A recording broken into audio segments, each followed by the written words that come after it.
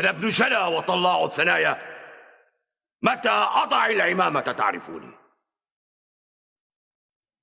يا أهل الكوفة، إني والله لأحمل الشر بحمله وأجزيه بمثله،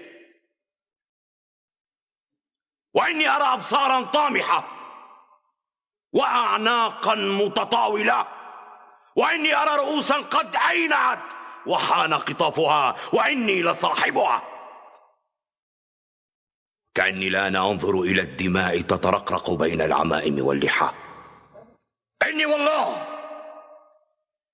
يا أهل العراق ومعدن الشقاق والنفاق ومفاسد الأخلاق، قد فتشت عن تجربة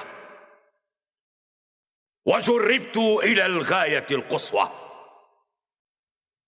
فإن أمير المؤمنين أطال الله بقاءه نثر كنانته بين يديه فعجم عيدانها، فوجدني أمرها عودا وأصلبها مكسرا، فرماكم بي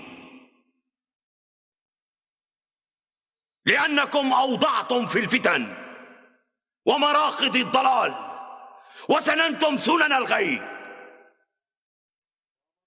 وإني والله لألحونكم لحو العصا ولأضربنكم ضرب غرائب الإبل، وإني لا أعد إلا وفيت، ولا أهم إلا أمضيت، ولا أخلق إلا قربت، ولأهبرنكم بالسيف هبرا يدع النساء أياما والولدان يتامى. إن أمير المؤمنين أمرني بإعطائكم أعطياتكم وأن أوجهكم لمحاربة الخوارج مع المهلب،